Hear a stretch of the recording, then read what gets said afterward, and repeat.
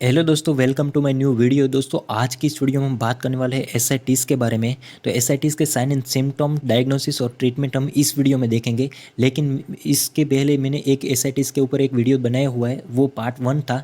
उस वीडियो में हमने डिस्कस किया था कि एसआईटीज़ की डेफिनेशन क्या होती है, उसके इंट्रोडक्शन के बारे में बताया था, उसके पेरिटोनियम क्या होता है वो सब हमने देख लिया था। और साथ ही साथ उसके कोजेज़ और उसकी पैथोफिजियोलॉजी हमने पहले वीडियो में डिस्कस की थी। तो मैं आपसे एक विनती करता हूँ कि इस वीडियो को देखने से पहले आप उस वीडियो को देखें। मैं उस वीडियो का लिंक आई बटन में दे दूंगा, तो आप पहले उस वीडियो को देखें, फिर इसके बाद इस वीडियो को देखें। तो आपका जो एसआईटीज़ है वो पूरा कवर इन दोनों वीडियो में हो जाएगा। तो दोस्तों, सबसे पहले हम साइन एंड सिम्टम्स में सिम्टम्स की बात करें तो जब हम एसआईटीज़ होता है तो हमें कैसे कैसे सिम्टम्स देखने को मिलते हैं वो हम इस वीडियो में इसमें डिस्कस करते हैं। तो नॉर्मली हमें जो सिम्टम्स होते हैं, जो नॉर्मली अब अगर हमें स्मॉल अमाउंट में जो एसआईटीज़ हो रहा है तो उसमें ज़्यादा सिम्टम्स नहीं दिखते हैं। हमें सिम्टम्स कब अपीयर होते हैं, जब हमें 1 लीटर से ज़्यादा एसआईटीज़ हमारे पेरिटोनियम में एक्यूमुलेटेड हो जाता है, तब हमें उसके साइन एंड सिम्टम्स हमें देखने को मिलते हैं। तो वो साइन सिम्टम्स कैसे देखने को मिलते हैं, तो सबसे पहले हमें एब्डोमिनल डिस्कम्फर्ट देखने को मिलेगी, हमें एब्डोमिन में कंफर्टेबल नहीं होगा। इसके बाद शॉर्टनेस ऑफ ब्रेथ देखने को मिलेगी। शॉर्टनेस ऑफ ब्रेथ इसलिए देखने को मिलते हैं क्योंकि हमारी पेरिटोनियम कैविटी है उसमें ज़्यादा से ज़्यादा फ्लूइड एक्यूमुलेट हो चुका है, और इसकी वजह से क्या होता है, डायफ्राम की जो मूवमेंट होती है उस मूवमेंट में वो प्रॉपर तरीके से डायफ्राम मूवमेंट नहीं कर पाता है। तो इसकी वजह से क्या होता है कि जो हमारी ब्रीदिंग होती है वो ब्रीदिंग में डिफ़िकल्टी होती है। तो इसकी वजह से हमें शॉर्टनेस ऑफ ब्रीथ देखने को मिलते हैं। इसके साथ साथ एब्डोमिनल फुलनेस देखने को मिलते हैं, जैसे आप इस इमेज में देख सकते हैं।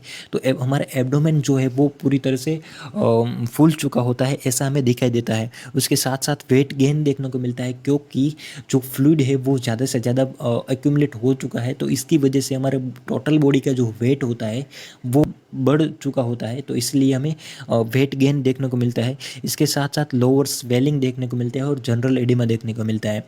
एडिमा मतलब क्या होता है कि हमारे जो टिश्यूज होती है वो टिश्यू के बीच में जो फ्लूइड होता है वो एक्यूमुलेट होना स्टार्ट हो जाता है, क्योंकि हमारी जो बॉडी है उसमें ओवरऑल फ्लूइड की जो वैल्यू है वो बढ़ चुकी है। तो इसकी वजह से क्या होता है कि जो फ्लूइड है वो प्रॉपर तरीके से लॉस नहीं होता है हमारी बॉडी से। तो इसकी वजह से जो परमिएबिलिटी और उसकी वजह से क्या होता है, हमारी बॉडी के अंदर फ्लूइड का एक्यूमुलेशन होना बढ़ जाता है। इस कंडीशन को हम एडिमा कहते हैं। तो दोस्तों, ये थे कुछ एसआईटीज़ के सिम्टम्स।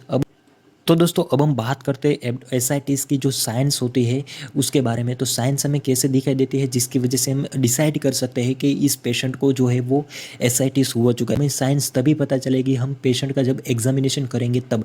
तो हम एग्जामिनेशन में सबसे पहले हम इंस्पेक्शन करेंगे। इंस्पेक्शन का मतलब क्या होता है कि किसी भी पेशेंट को पूरी तरह से देखना या फिर समझना कि इसकी जनरल कैरेक्टरिस्टिक क्या होती है, इसके बारे में क्या होता है। तो सबसे पहले हम पेशेंट में क्या देखेंगे, एब्डोमिनल फुलनेस देखेंगे। जो पेशेंट हमारे पास आएंगे तो हमें सबसे पहले दिखाई देगा जो उसका एब्डोमेन है पूरी तरह से फूल चुका होगा। इसके साथ साथ जो अम्बिलिकस होती है वो एलिवेटेड होती है। अम्बिलिकस पूरी तरह से बाहर हो चुकी होती है। बाहर मतलब उसके अम्बिलिकस जो नॉर्मल होती है उसकी पोजीशन से ज़्यादा बाहर होती है। इसके साथ जो एब्डोमेन होती है उसकी ऊपर की जो स्किन होती है वो स्किन स्ट्रेच्ड होती है, क्योंकि क्या होता है कि अंदर से जो फ्लूइड होता है उसका प्रेशर इंक्रीज हो चुका होता है। इसके साथ कैप्यूट मेड्यूसा देखने को मिलता है। कैप्यूट मेड्यूसा का मतलब क्या होता है, अगर एसआईटीज़ के पेशेंट है वो उसका एब्डोमिनल फुलनेस हो चुका है तो कैप्यूट मेड्यूसा हमें देखने को मिल सकता है। कैप्यूट मेड्यूसा क्या होता है, जो अम्बिलिकस होती है हमारी उसके जो वेन होती है हमारे एब्डोमिन में, एब्डोमिन की वेन क्या होती है वो जो अम्बिलिकस होती है उससे दूर जा रही होती है, ऐसा हमें वेन प्रोमिनेंट हो चुकी होती है। ओके, तो जो वेन्स होती है उसका ब्लड फ्लो क्या होता है, अम्बिलिकस से दूर जाता हुआ, और जो वेन्स होती है वो टोटोइज हो चुकी होती है। तो इस कंडीशन को हम कहेंगे कैप्यूट मेड्यूसा। उसके बाद प्रोमिनेंट वेन देखने को मिलेंगे। आप इस इमेज में देख सकते हैं प्रोमिनेंट वेन मतलब। तो दोस्तों, ये थी कुछ साइंस जो एसआईटीज़ की।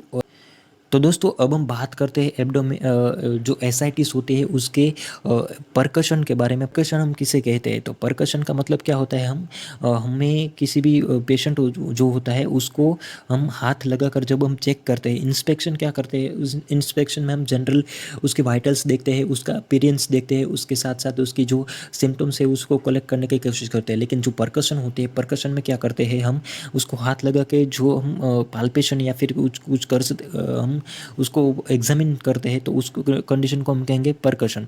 परकशन में हम क्या, परकशन हम एसआईटीज का परकशन हम कैसे करते हैं, तो दोस्तों इस इमेज में आप देख सकते हैं कि जो एसआईटीज़ का पेशेंट होता है तो हम उस जो एब्डोमेन है उसको हम उसके साथ हम टैपिंग करेंगे।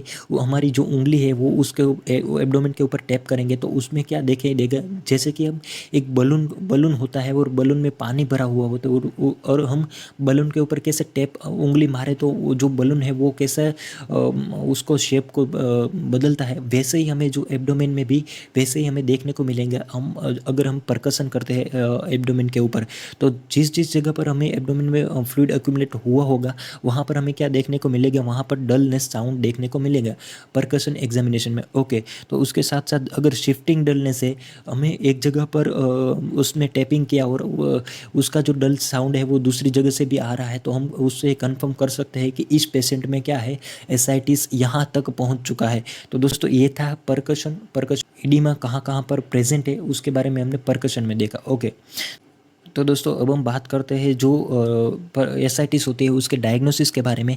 हम पता कैसे लगाएंगे कि इस पेशेंट को परकशन है, उसके डायग्नोसिस हम कैसे करेंगे। तो सबसे पहले नॉर्मल कोई भी डॉक्टर होता है या इस तरह का पेशेंट आता है तो कोई भी डॉक्टर क्या करेगा, सबसे पहले यूएसजी करवाएंगे, अल्ट्रासोनोग्राफी करवाएंगे। और उसमें क्या अल्ट्रासोनोग्राफी करके क्या देखेंगे वो, उसमें जो फ्लूइड का अमाउंट जो है वो उसको देखेंगे कि कितना फ्लूइड जो है वो भर चुका हो गया, तो यूएसजी से हमें यह पता चलेगा।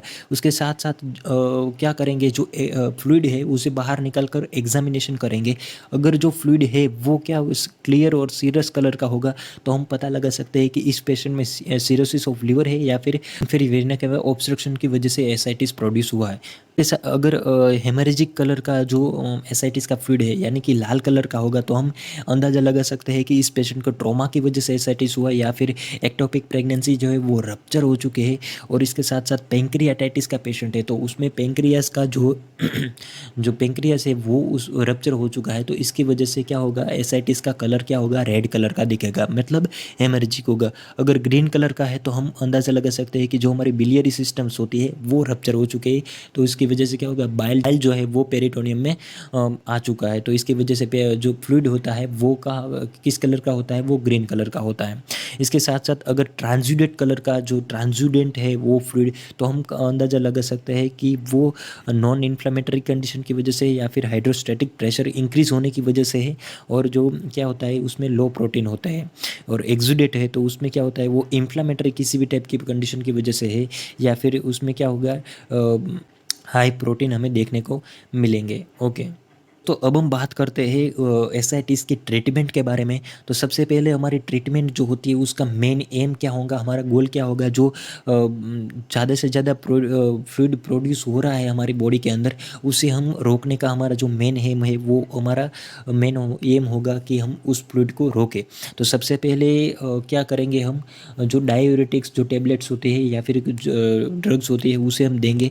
तो डायूरेटिक ड्रग्स हम उसका मेन फंक्शन क्या होता है, वो हमारी जो बॉडी होती है उसमें जो ज़्यादा फ्लूइड होता है उसे निकालने का काम डायूरेटिक्स करती है। तो किडनी के द्वारा ज़्यादा से ज़्यादा फिल्ट्रेशन करवाएंगी और उससे क्या होगा, हमारी जो बॉडी के अंदर से जो फ्लूइड है वो ज़्यादा से ज़्यादा हमारी बॉडी के बाहर निकल जाएगा। तो डायूरेटिक्स हम देंगे क्योंकि हमारा जो फ्लूइड बैलेंस है उसे मेंटेन करने के लिए। इसके बाद हम एंटीबायोटिक देंगे। अगर एंटीबायोटिक हम क्यों देंगे, क्योंकि एसाइटिस है उसके साथ साथ किसी भी टाइप की इन्फ्लेमेटरी कंडीशन है या फिर इन्फेक्शन है, इसकी वजह से एसाइटिस है तो इसके लिए इसको प्रिवेंशन करने के लिए हम एंटीबायोटिक्स देंगे। यही था हमारा मेडिकेशन। अब हम बात करते हैं सर्जिकल प्रोसीजर के द्वारा हम एसाइटिस को कैसे रिमूव करते हैं। तो सर्जिकल प्रोसीजर में हम करेंगे पैरासिंटेसिस जो इसका मतलब होता है कि सर्जिकली हम रिमूव करते हैं जो फ्लूइड होता है वो कैसे करेंगे, हम एक नीडल जो है वो हम